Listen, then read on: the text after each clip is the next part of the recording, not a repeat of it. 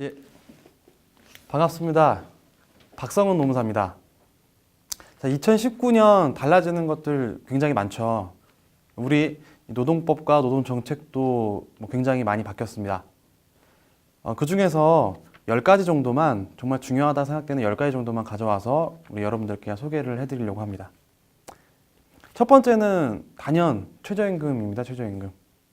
여러분들 최저임금 작년도에서 올해 얼마 올랐는지는 당연히 아실 테고요. 네이버 검색만 해도 나오죠. 그 문제가 아니라 없었던 내용이 새롭게 개정되었는데 최저임금 산입 범위가 확대되었다는 것이죠. 우리가 최저임금을 고민할 때는 이런 식으로 접근하게 됩니다. 내가 받고 있는 월급이 올해 최저임금에 충족됐느냐 위반했느냐를 보는 식으로요.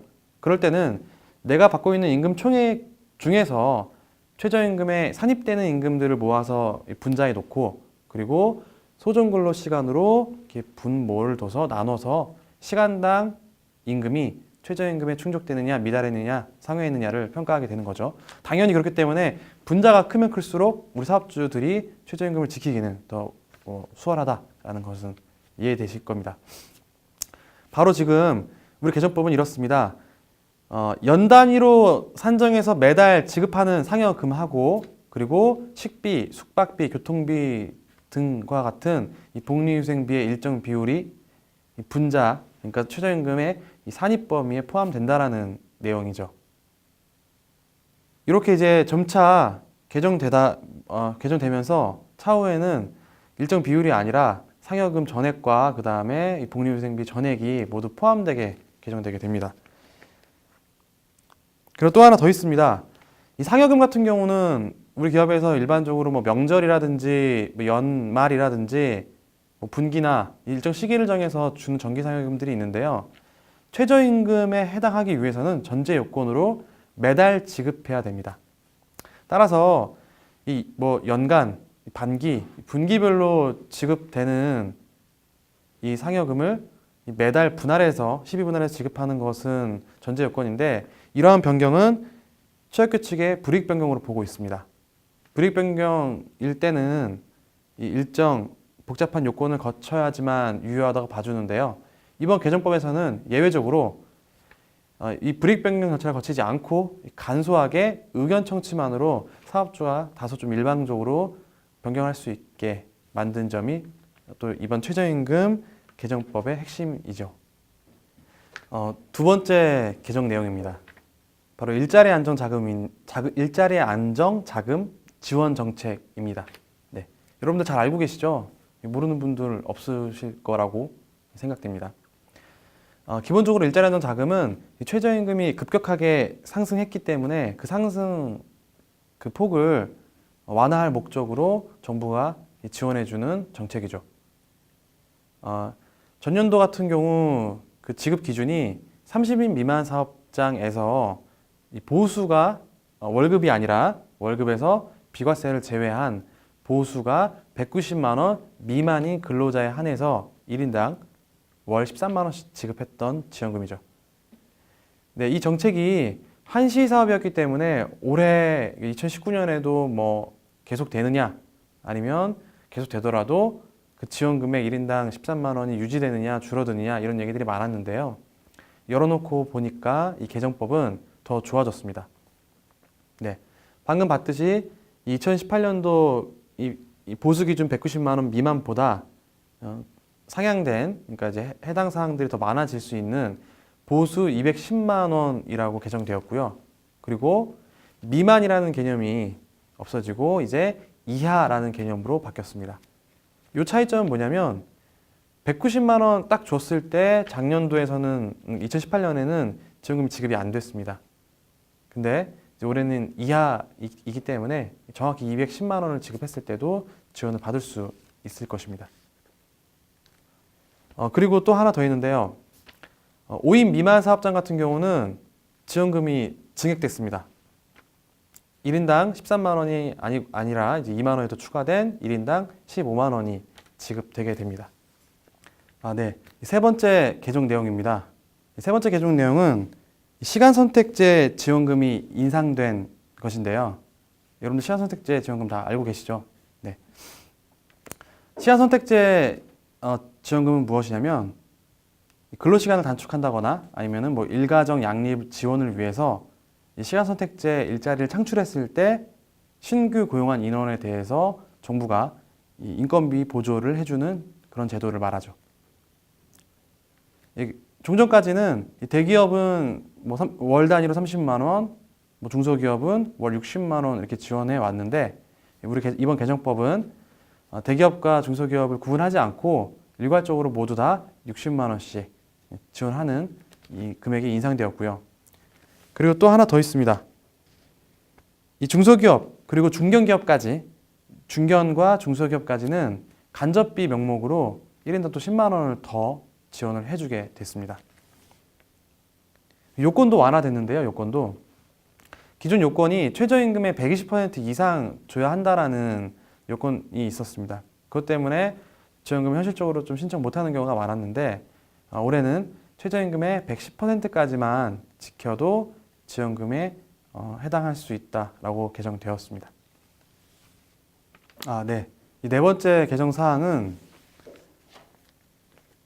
이 아빠 육아휴직 보너스제 인상 뭐 이런 표제로 개정 내용이 있는데요. 이게 뭐냐면 우리가 육아휴직은 동일한 자녀에 대해서 두 명의 부모가 모두 다 사용을 할 수가 있습니다. 번갈아 가면서요. 동시에는 못 쓰고. 그럴 때 같은 자녀에 대해서 뭐 두 번째 사용을 하게 되는 부모, 일반적으로 그게 보통 아빠이기 때문에 아빠의 육아휴직을 장려하기 위해서 첫 세 달만큼은 일반적인 육아휴직보다 2배 이상 지급을 많이 해왔었죠. 그 금액이 바로 작년까지만 해도 월 200이었는데요. 이제 2019년부터는 월 250으로 상향되었습니다. 총 3개월이면은 기존에는 3개월간 600만 원이었는데 이제 3개월간 750만 원이 되겠죠. 이것은 시행 시기는요 2019년 1월 1일부터긴 하지만 그 전에 육아휴직을 사용했더라도 그 3개월의 기간이 1월 1일을 포함하고 있다면 자녀 기간만큼은 증액된 급여가 나가게 됩니다. 네, 이 5번째 개정 사항입니다. 10가지 중에서 벌써 5번째까지 왔는데요. 이 4번째, 5번째, 6번째, 7번째, 8번째 절반에 가까운 부분이 다 이 출산이나 이 육아 관련된 지원금입니다. 지금 5번째 개정 사항도 마찬가지로 육아휴직 급여 인상에 대한 내용입니다. 이 육아휴직 기간 중에서 첫 3개월은 원래 통상의 80% 그리고 월 상한의 150 기본적으로 많이 지급되고 있었고요. 그런데 3개월이 지난 3개월 이후부터 12개월까지 즉 최대 9개월 동안만큼은 통상임금의 40%가 지급됐고요. 그게 50만 원에서 100만 원까지 지급돼 왔었죠. 개정법은 어떻게 됐냐면 이 통상임금의 50%까지를 지급을 하고 최소 70만 원에서 최대 120만 원까지 증액되었습니다. 이것도 마찬가지로 시행 시기가 2019년 1월 1일부터긴 합니다. 그렇지만 1월 1일 이전에 육아휴직을 사용하신 분들도 이 3개월 차부터, 그러니까 3개월 넘어간 차부터겠죠. 4개월 차부터겠죠. 4개월 차부터 4, 5, 6, 7, 8, 9, 10, 11, 12 이렇게 이 9개월간의 기간이 1월 1일을 끼고 있다면 그 이후의 기간, 이 잔여 기간은 이 인상된 기준이 적용되게 됩니다. 네. 6번째, 출산 휴가 급여의 인상입니다. 네. 출산 휴가 같은 경우는 우리 근로기준법에서 90일간 보장하도록 되어 있습니다. 이때 우리 중소기업들, 우선 지원 대상 기업 같은 경우는 90일 내내 고용보험에서 휴가 급여가 지급되죠. 그 급여가 종래에는 160만 원이었는데 개정법에 의해서 180만 원으로 증액된다는 내용입니다. 네. 7번째 개정 내용은요. 육아기 근로시간 단축 부여 장려금이 인상된 내용입니다. 이건 사업주가 받는 장려금인데요. 모르시는 분들 많이 있을 거예요. 금액이 워낙 좀 작다 보니까 많이들 누락하고 있는 지원금인데요. 근데 이게 30만 원으로 증액됐기 때문에 놓치실 이유가 없을 것 같아요. 종래에는 이 대기업은 10만 원, 그리고 중소기업들은 20만 원씩 1년간 매달 이렇게 지원을 했는데요. 근데 이제 일괄적으로 매달 30만 원씩 1년간 지원되도록 개정되었습니다. 네. 여덟 번째 개정 내용입니다. 이 출산휴가 그리고 육아휴직 기간 중에 이 대체 인력을 채용했을 때 지원금이 인상된 내용입니다. 이 지원금은 이 월 60만 원에서 이 120만 원으로 증가되었고요. 그리고 이 인수인계 기간이라는 게 필요합니다. 이 출산휴가나 그 육아휴직을 가기 직전에 그 해당 근로자가 대체 인력에게 본인의 일을 이제 인수인계를 해주게 되는데요. 그 기간에 대해서도 지원을 해줘야지 실효적이다라고 할 수 있겠죠. 이 과거에는 그러니까 작년도까지만 해도 그 기간 인정을 2주까지만 해줬는데요. 지금 이제 2개월까지 인정해주고 있습니다. 이 금액도 2배 이상 늘어났고 또 인수인계 기간도 넉넉히 인정해주고 있기 때문에 제 생각에는 아마 활용 가치가 상당히 높아졌다라고 평가됩니다. 네, 이 9번째 개정 내용은 이 산재보험의 적용 대상자가 확대된 내용입니다. 두 가지 영역에서 확대가 됐는데요. 하나는 이 건설기기 업종에 종사하는 이 특수 고용 형태 근로자들, 그리고 또 하나는 1인 자영업자들입니다. 건설기기 업종이 다양한데 종전까지는 이제 한 개 업종에 대해서만 산재 가입이 가능하도록 허용을 해줬었는데요. 이제는 27개 영역 전체 건설에 관해서는 전체로 다 확대됐다라고 보시면 될 것 같습니다. 그리고 이 1인 자영업자 같은 경우는요, 기본적으로 뭐 한번 보면 운송이라든지 그리고 또 건설이라든지 뭐 기계산업 이런 쪽에 종사하는 1인 자영업자만 가입할 수 있었었는데요.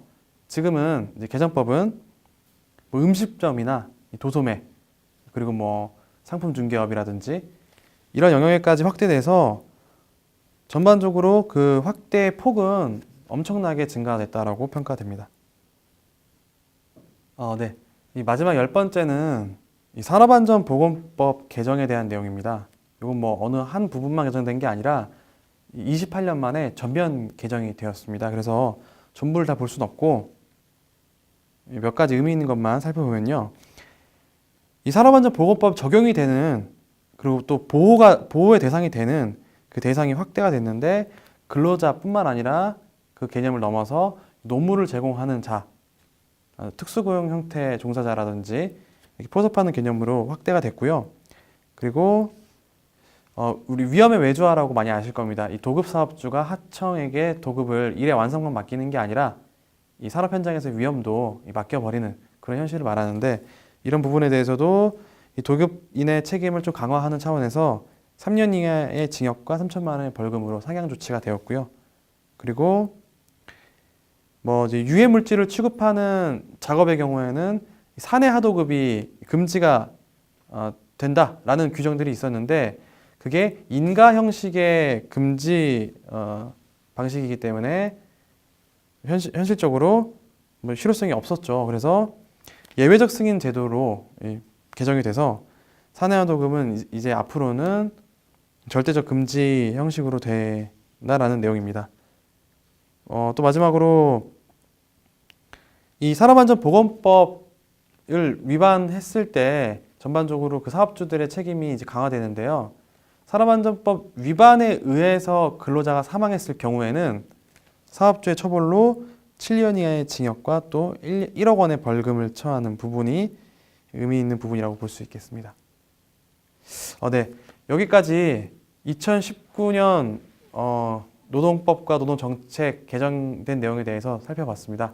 네, 수고하셨습니다.